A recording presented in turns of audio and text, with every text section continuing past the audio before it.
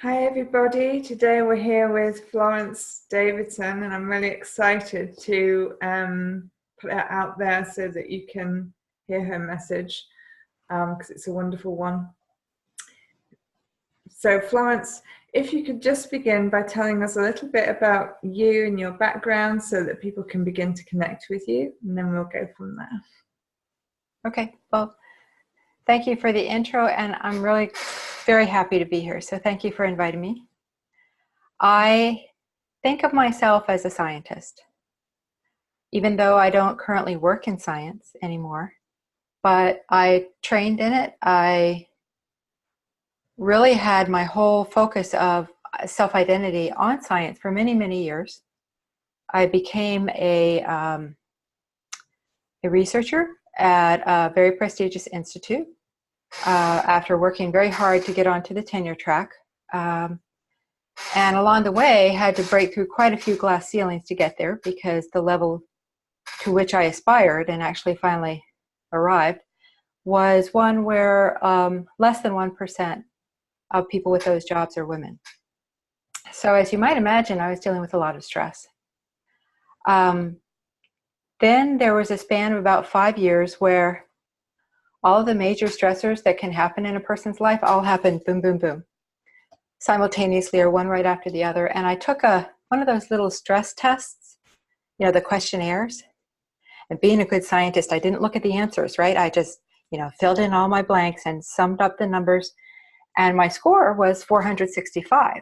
And then I looked at the scale of what the numbers were supposed to mean, and it said that 99 was paralyzing stress. Mm-hmm. So I was like, okay, because at the point where I was doing this, I had actually burned out and I was no longer able to work. And when I saw that number, I thought, well, A, good for you for being able to manage that much stress for so long. B, you better do something about it. And that's, I think, really the launching off point for what I was intending to talk about today. So I have a Ph.D. in biochemistry. I worked in biochemistry, biophysics, cell biology, and genetics. My research lab was studying mechanisms of neural degeneration using Drosophila as a genetic model for retinal degeneration for a condition in humans. And we did some exciting research, but at a certain point it all came to, I wouldn't say exactly a crashing end because there was a period of burnout, but I ultimately had to close the doors of my lab and thinking that I was going to take a few months to recover and get back in the game. And now it's about 11 years later. So now I actually work in helping people to, you could say, recover from all kinds of different conditions. I came across really robust, helpful mechanisms when I was engaging in my own recovery. And one of the things that I want to talk about today is mystery illness. But the things that I wanted to talk about, that I chose to talk about today, I chose on the basis of wanting them to be helpful to anybody, whether you're dealing with these specific conditions or something different, whether you have a mystery illness or you know somebody who has, or that's just not even your issue. And so I'm looking forward to sharing with you some of the things that I've discovered along the way.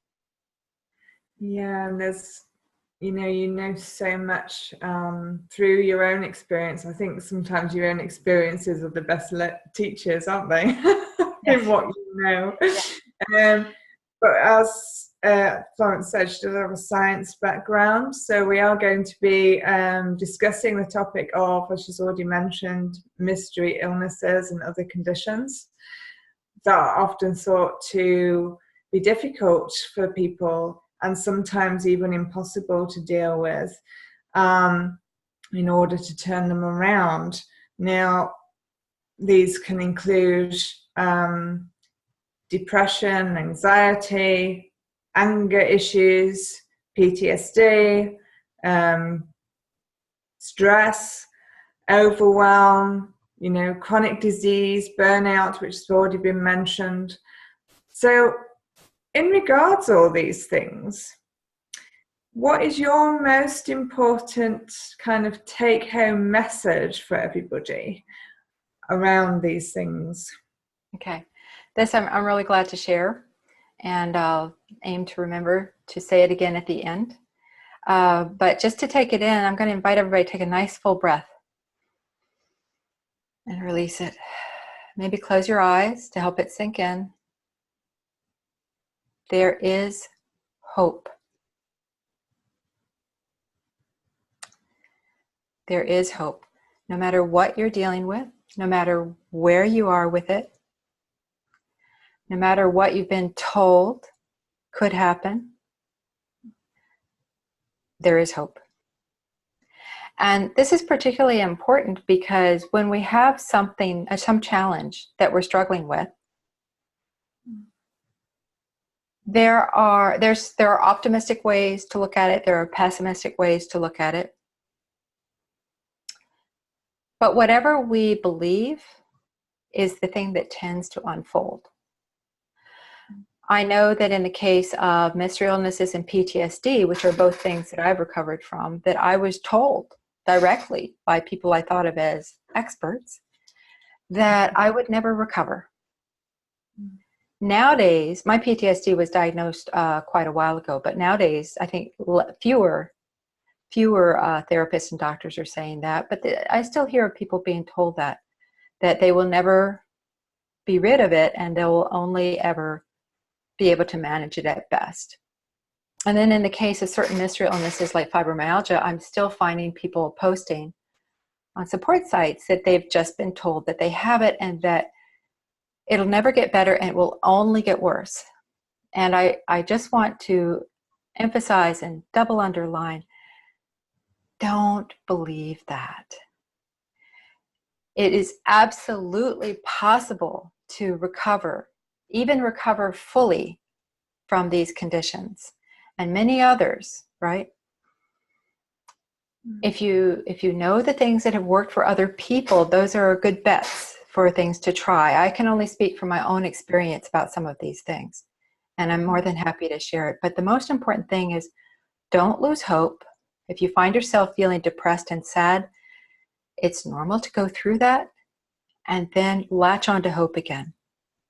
Especially when you're dealing with experts who aren't saying what I'm saying. So there are doctors out there who will say, absolutely, believe the best because that's what you'll get, you know. But I've seen both in my own experience and also in that of my clients that very often somehow just going to see the doctor and asking about, you know, what's going on with you, it's very common to come away with a kind of downcast pall on your emotional tone. And I won't go into the reasons for that. It's not trying to psychoanalyze the medical profession, right? But it's a phenomenon that really does happen. And when I started going through that myself, I was like, whoa, look at this. It's good that I'm experiencing this because it gives me more understanding what my clients are dealing with. But there's always hope. Absolutely always hope. And you really touched on an important point there, because so many almost believe every word that comes out of a doctor's mouth because they see them as all knowing, but at the end of the day they are human like everybody else and they don't know everything. So it's always good to look everywhere for your answers to things. Yes, I'm glad you brought that up because one of the most important things that I realized, and I think that it helps other people too, is to recognize that when you're dealing with a protracted, long-lasting or chronic condition, the experts, medical doctors, other kinds of practitioners, can be of enormous, even necessary assistance. And yet, it's important to temper your faith in their knowledge base with a certain level of optimism and hope, but don't wait forever, right? So you may have a condition where you're lucky that they can diagnose what's going on and give you a very straightforward solution, and you do it and you're better, and that's great. But when that's not your situation, whether it be a state of not well-being that is mental or physical or both, and all of these things follow the mind-body connection, so there's always some of both. It's very important to recognize that you are your own healer, and the best that anybody can do is give you assistance in healing yourself. And so it's important to respect and acknowledge and be grateful for any help you get without making them the expert, your higher power. And to recognize that the most important and powerful healer is actually within you, and what our bodies do best when we give them the right conditions is to heal. So that's actually under your purview rather than anyone else's. Yeah, I mean, I have a number of stories, but I'm just going to just say one of them actually, because you know, it's almost sometimes like when it's long-term illness, it's as though they have a picture that they give you that this is how you're going to be, because it's what they give you that picture. But it's only a picture, and it's their picture.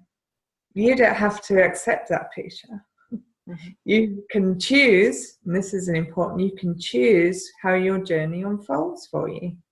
This is, and I know people that have, you know, been told they've only got weeks to live, and they've made the choice in hearing that news that they want life. And they've done nothing more than go into their heart space and say, oh, please, God, I want to live. And I've got so much I want to do, and I want to do this, this, this, and this, and whatever it is. And they just feel a whole, an energy go whoop through their body. And they end up, not immediately, but they end up in total remission. And I know people that have done this, to total astonishment of the doctors and whatever, the experts.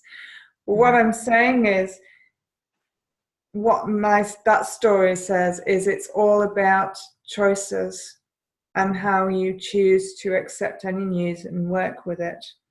And it's having an open mind and an open heart to all possibilities of assistance as well. Yes, and may I make just one comment about that, which is that when the specter of this whatever that you perceive as a bad thing arises, very often in trying to adhere to the advice we're giving, and I've myself done this, there's a tendency to kind of get very rigid and push it away, right? Mm-hmm. And therefore it just pushes back stronger, because law of awareness, that which you're willing to be with in consciousness changes, that which you resist persists, pushes back. So whatever your deepest fear is, for example, for me, there was a point where, because I used to be all about work, right? There was a point where the inability to work and the potential projection of what that could bring about was unfolding and unspooling. And I thought, oh my God, I could end up on the streets, a bag lady, and, you know, no resources whatsoever. Thankfully, that hasn't happened. But I let myself imagine being there. I didn't dwell in it. I didn't pickle myself in it. I didn't stay in it forever, but I let myself mentally go there for a few moments, right? And I fell asleep that night. I had a dream about a beloved dog of mine who was 112 pounds, big guy. In the dream, I was curled up on the sidewalk, no home, nothing, right? And my dog came and lay down, and I rested my head on him. And I knew I was safe because he was there. And then the tension went away, and I was able to, you know, get up the next day and be in that more expanded state that helps us actually deal with what we're confronting. So I recommend that if there's something that's persistently bugging you in the way of a fear of what's going to happen, or what somebody has told you that's going to happen, but you don't want to accept it, doing what you just said is fantastic, kind of going inside, saying, no, what I really want is, And if that other thing continues to hammer at your door, just let yourself be with it for a moment until the contraction releases and you can come back into that more expanded state. Yeah, wonderful, wonderful. Now, I guess touch on another topic that you spoke about earlier, which is the mystery illnesses. What do you mean by that? And how did you become interested in the topic? And any stubborn challenges and things that were come up around it? Yes. Well, a mystery illness is what its name suggests. That the important thing to remember is that these are illnesses that are real, right? I myself have been told by a doctor it's all in your head. Fortunately, I had the background to say, yes, it's in my head, and that's what makes it real, right? Because I'm not just imagining. What he was inferring, which was not true, was that I was imagining it. So these are illnesses where there is some set of symptoms, and I'll mention a few in a second, that are recurrent, they're real, and they're disabling to some level, even to the level that you can't work, even to the level that you can't get out of bed. So that's the first thing I want to say, is that they're real. The reason that they can be called mystery illnesses is because although they have a set of symptoms and a fairly defined set of symptoms, even though it may be a broad set, is that we don't know really what causes them. We don't know what triggers them. We don't know what makes them flare up and get better a lot of times. And so that's very challenging for the Western medical system, which is based on diagnosis, treat, better, right? So mystery illnesses fall into the category oftentimes of chronic disease, but they're not the same as chronic diseases like diabetes or things like that, where there's something known about the underlying mechanisms and there are ways to treat it with diet and medication and so forth. All bets are off. Now, some examples of mystery illnesses that people have probably heard of are fibromyalgia, IBS, or irritable bowel syndrome, chronic fatigue. In Britain, they often call it ME, which I believe stands for myalgic myoencephalitis. It's a long name. Chronic fatigue syndrome. Here in the US, people with that same set of symptoms tend to get labeled as having fibromyalgia. It's not clear whether those things are identical or not, but symptoms include things like pain, which could be anywhere in the body, recurring pain, sometimes very severe pain, fatigue, hence the name chronic fatigue. And I want to mention that when we say fatigue, until I went through it, I didn't really understand what that meant. But when I was going through it, I would say that I had fatigue. And of course, nobody really understood what that means. So in a second, if we have time, I'd like to give a list of what that really meant. Okay. But another thing to not forget, because actually it's ironic that I was forgetting it. The most disabling part for me when I actually came down with a mystery illness was what's called brain fog.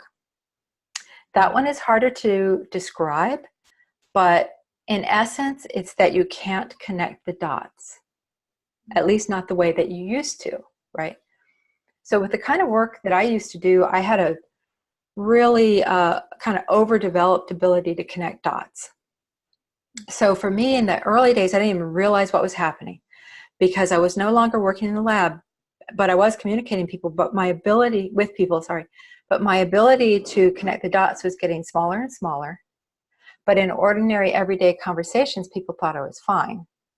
And I thought I was fine on that front until it got so bad that really basic things I could no longer connect anymore. Like, for example, go to the grocery store and stop at the dry cleaners on the way became go to the grocery store.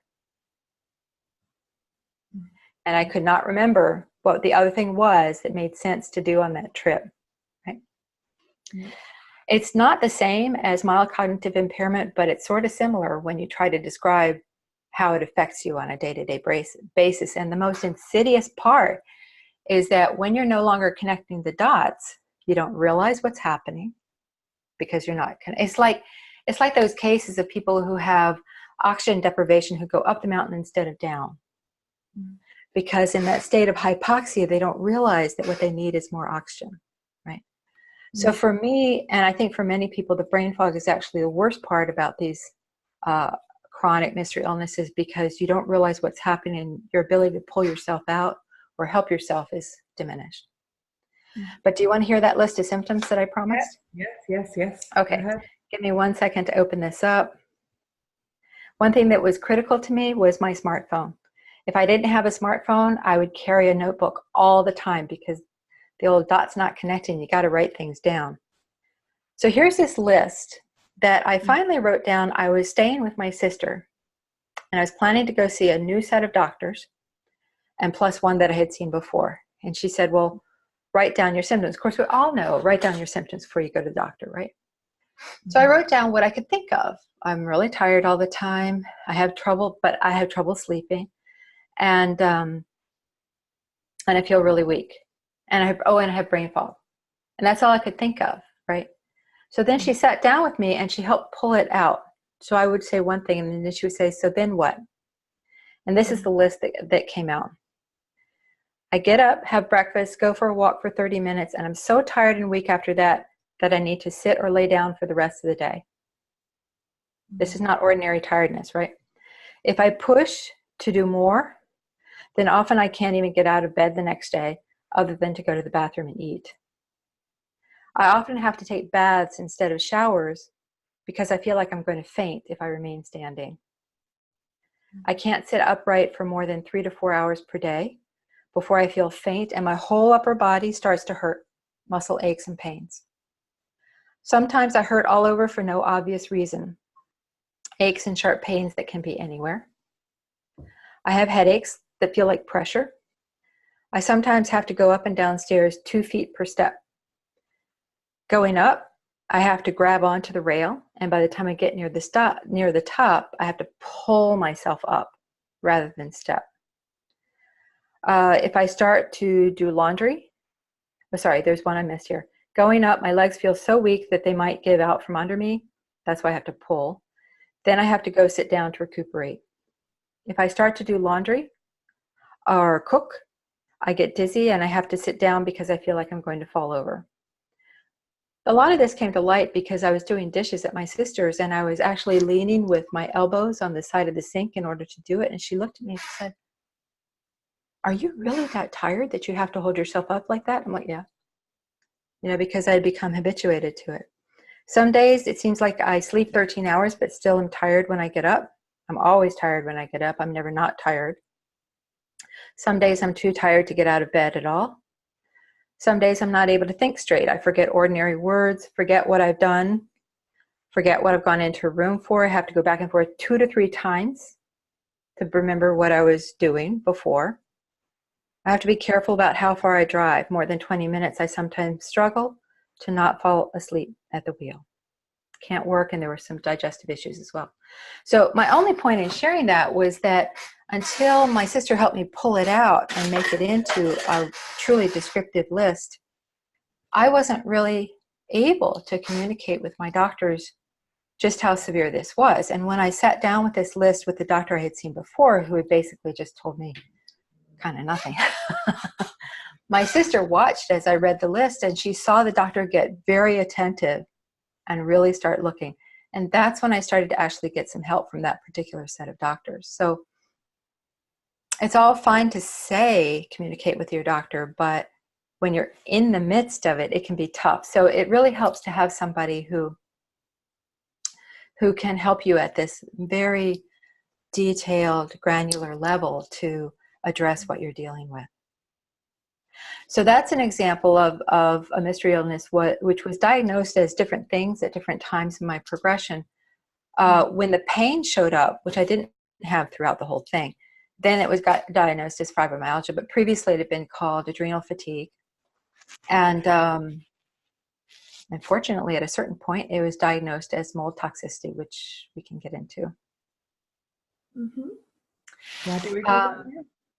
So the main thing that I want to get across in this is that mystery illnesses are real. I saw a great post on Facebook. It said, people with mystery illnesses aren't faking illness, they're faking wellness, right? And I was like, yes, that's really what goes on. How I got into this, of course, was that I got that sick. When I say I burned out, at first I thought it was, oh, my adrenals have been overworked, etc.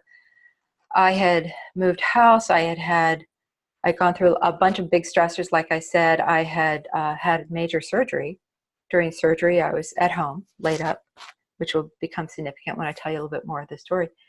I got to the point where I just wasn't coming back from the surgery. And I did go back to work, and I did okay for about a year, but then it got to where I couldn't tell if I was going to be able to show up for work the next day. And so I closed my lab, and I went through a period of 5 years of not being able to work at all. Got some of these initial diagnoses, started doing some of the things that were recommended that helped. But then ultimately, although I felt like I was starting to go back up, but then I got worse again. And I was working with an integrated doctor who thought that this is the thing. Every specialist, this is what they're trying to do, is give you what they have, because hopefully that's going to make it all better, right? And I learned that everybody does this, and of course they do it. You give what you have, right? And so, so her thing was bioidentical hormones. And then finally, after years of tweaking and doing all these different things with nutrition and yada yada, the hormones were. She was so happy I came in. She said, "Your hormones are perfect." And I was like, "I feel worse than I have this whole time." And she was really stumped. So that's an example of a very typical journey with the mystery illness up until the point when I started to turn around. Wow. Wonderful. I love that we call it wonderful. It is, when you're here and they just kind of fling labels about until they say, oh, it might be this one, and oh, let's give this label. Oh, let's give that label. Exactly, right? Yeah. And of course you do it all because you're so desperate to get well. Oh, and I should mention that that you can spend, and people do, myself included, spend enormous amounts of money trying to find out what's wrong because you want to get better, right? It's not at all uncommon for a person to spend at the outset to go to a place that says, oh, we're going to figure out what's wrong with you, but just pay us $10,000 US up front, right? And we do things like that. I didn't happen to do that particular one. It's a friend of mine. But you're so desperate. You're like, but this might make me well, so it would be worth it, That's a lot like that. Yeah. And it's having the courage to look outside the box, really, isn't it? To figure out ultimately. So for you, what were the top 3 approaches that helped you most in your recovery from your illness, mystery? Right. Okay, so I'm going to organize these according to they're all 3 important, but the most important I'm going to leave at the end. So we're going to build up. Okay. Yeah. So the first thing I would say, and I should also mention before I start, that these are indeed the 3 individual things that gave me the most return on investment of time and money. But they were also some of the least expensive things, right? And the reason that I thought this would be useful, no matter where you are and what you're dealing with, to hear is that these 3 things would help you no matter what you're dealing with, right? So if you have a mystery illness, I recommend you might want to start here. I didn't start here. I ended up here. But you might find that no matter what else, even if they don't get you all the way to where you want to go, they'll be helpful. Okay, so one of them is to discontinue your exposure to toxins. Okay, so a lot of us have heard about all kinds of toxins in our environment. Me personally, I suspect that that's what's making so many people more sick than they've ever been. But that's just my opinion, right? I don't have data for that. The thing is, though, that when you're already in a state of really heavy brain fog, and you read a blog or you read a book and it says, yes, just do these 25 things and then you'll be okay, right? You're like, how do I do that, right? And so I want to say that on the topic of toxins in general, whatever you can do to make your air clean, your water and your food clean, and also your electronic environment relatively unpolluted, is a good thing to do, probably, okay? But the reason I'm stressing toxins per se is that, remember I said I had moved into a new house? Well, at this point of sheer desperation, I had been working with integrative doctors and practitioners for 10 years. I had perfect hormones, but I felt worse than ever.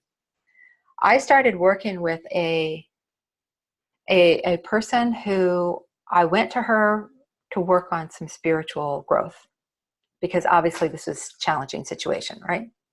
And I'd already done some things, but I just felt, I took a class from her and I just felt like there's something about this person. So I went up to her and I said, do you ever work with people one-on-one? She said, yes.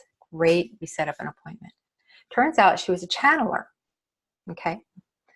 And in our first session, now remember, I'm a scientist, so this is a world that I've become open and accustomed to, but I didn't start here. And I'm not asking anybody to believe anything about the mechanism, but I'll just tell you what happened.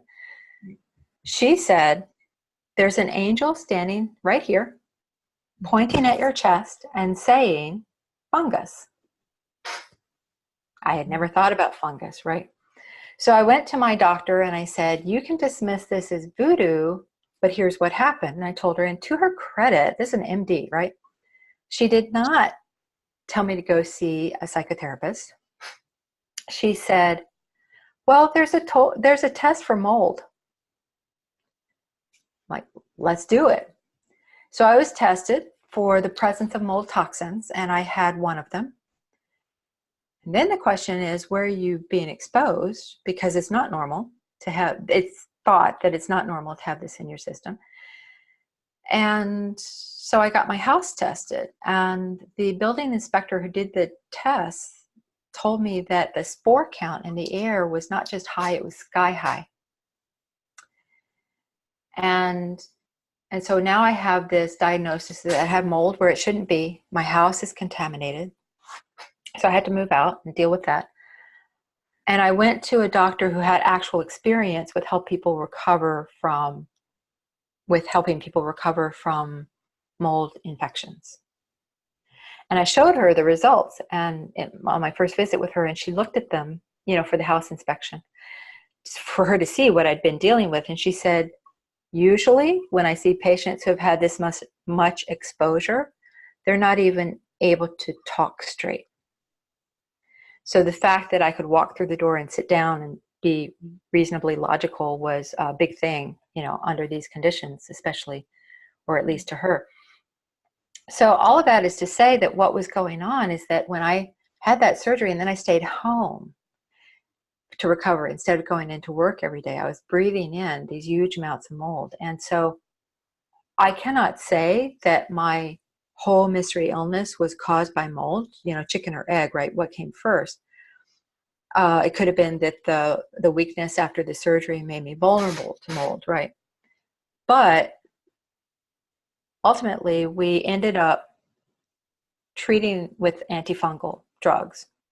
We tried more natural things that didn't seem to help.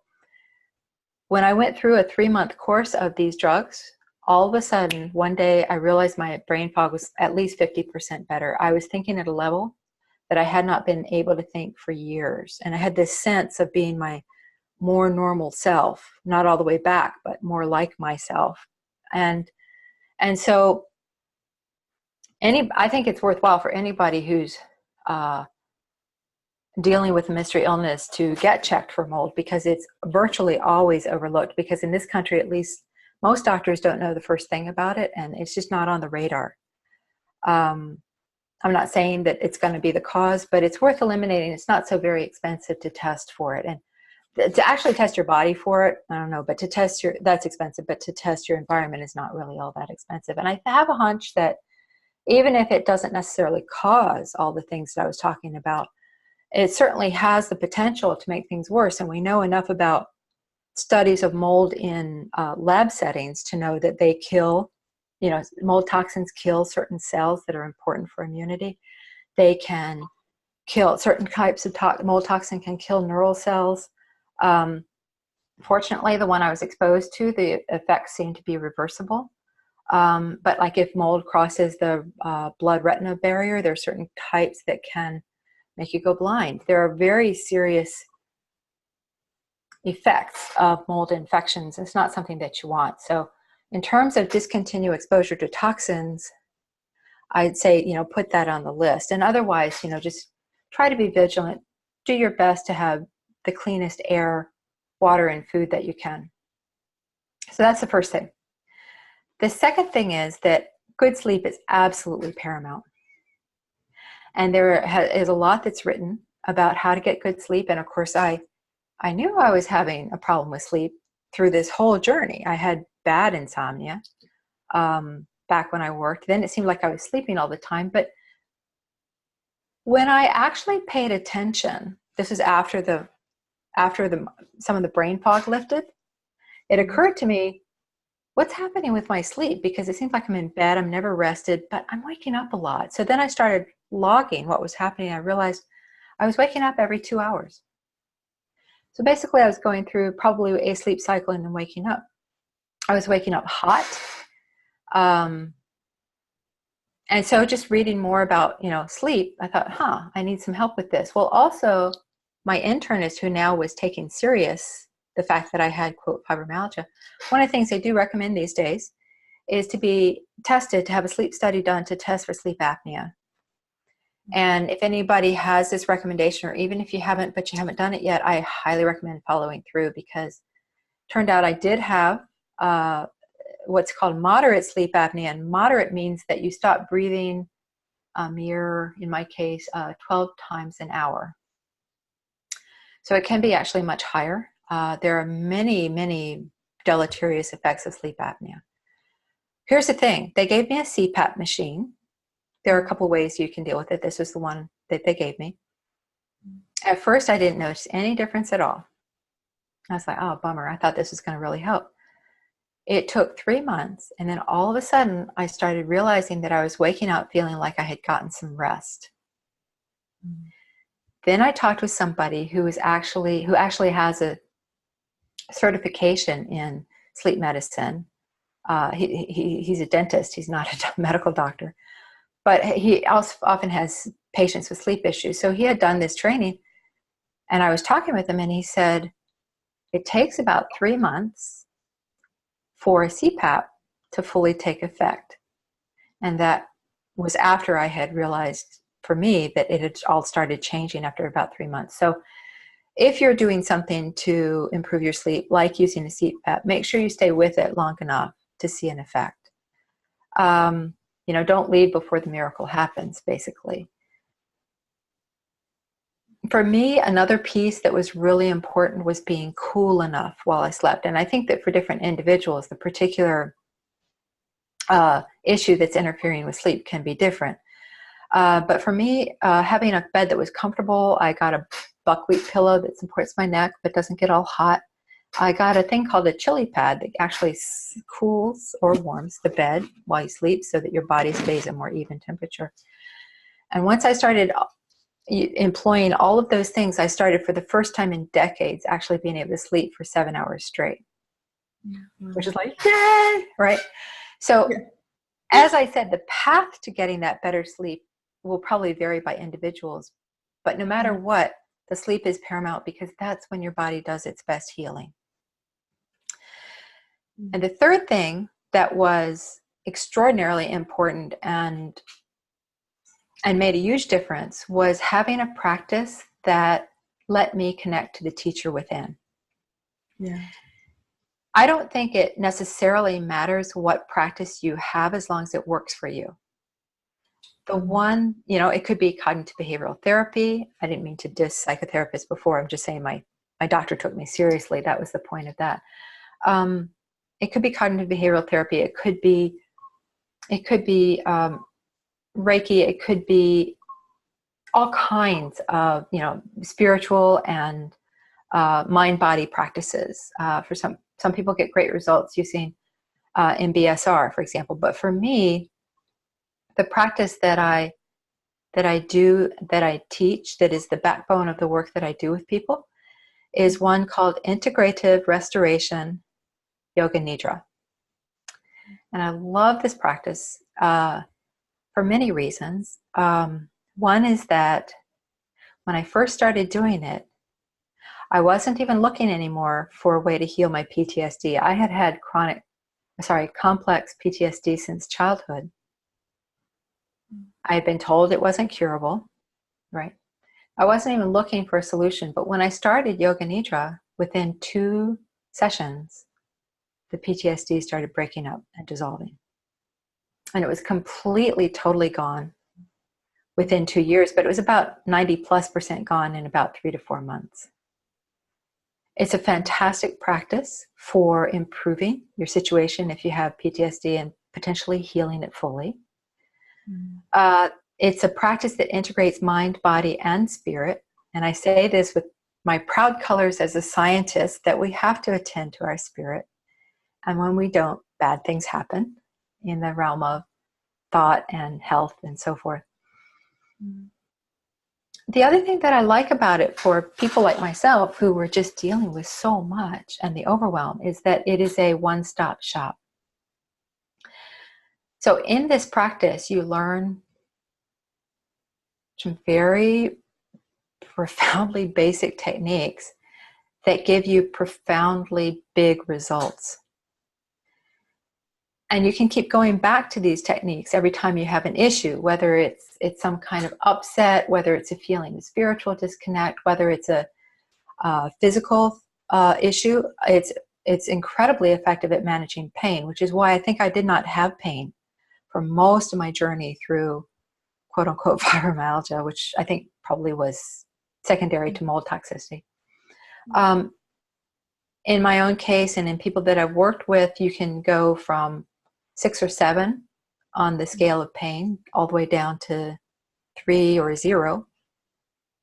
So it's very effective in helping you to manage pain, both emotional and physical. It's also a practice that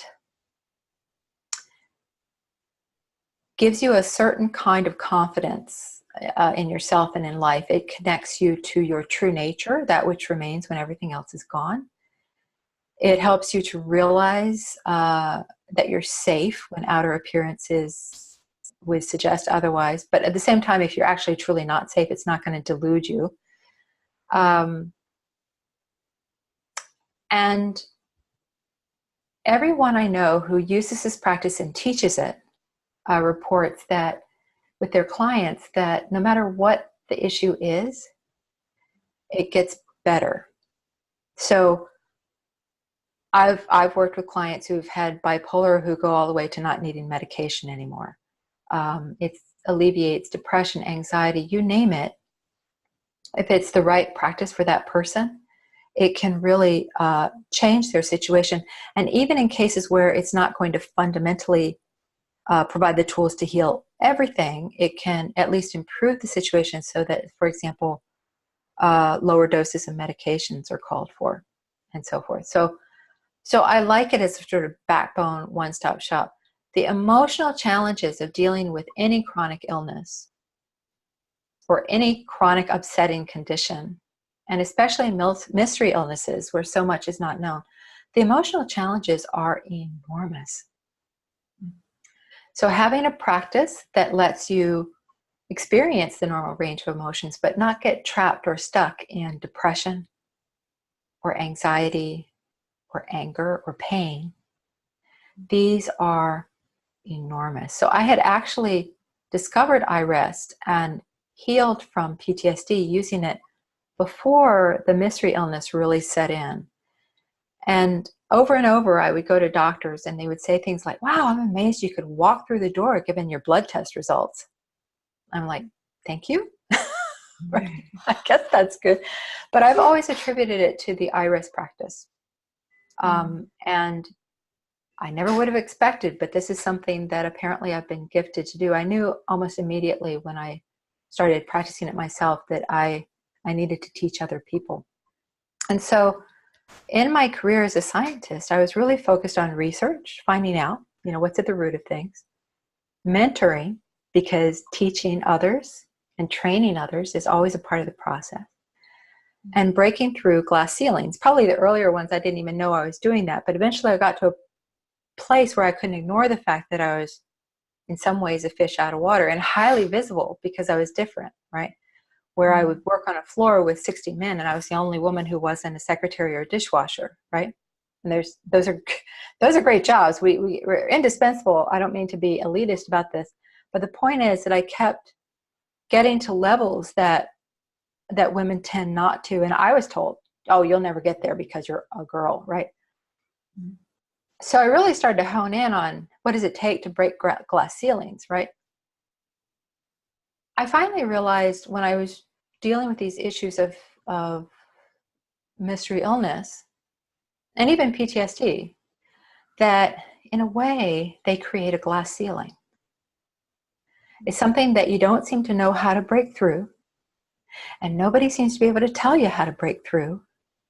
It's holding you back, and it really hurts in some fashion, emotional or physical. So I actually think that what I'm doing now in terms of the work that I do with people is really helping people to break through their own glass ceiling. And sometimes that's working with an executive who wants to break through the traditional, success ladder glass ceiling. And sometimes it's somebody who's dealing with chronic pain or chronic anger or PTSD or you name it, the whole list. So it really doesn't matter where you start. We talk a lot in the sort of alternative and higher consciousness community about inner blocks. But I think some of these conditions are more like glass ceilings because we're not just creating them ourselves. Now, some people would say we create everything ourselves. I'm not trying to, get into a debate about that. But let's just say that there are external conditions. We have this concept in biology of being permissive. You can have an external condition that is permissive for growth if you supply all the growth factors, but you can have an external environment that's not permissive. And no matter how many growth factors you have, and no matter how many blocks you take away, you can still hit some kind of limitation on your growth until you hit on the way to get beyond it, right? So I'm not saying they're not breakable. I mean, they're glass after all, right? But in terms of, don't blame yourself. Do look for what's within yourself because that's where the power to heal comes from. And stay out of the blame game. Yeah. Wow.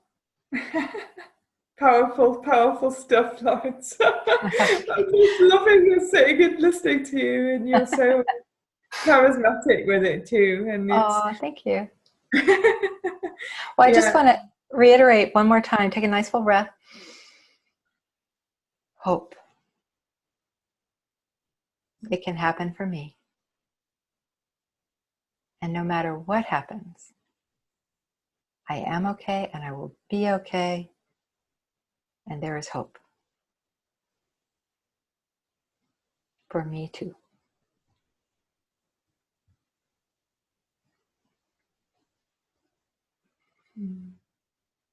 And you can come back whenever you're ready.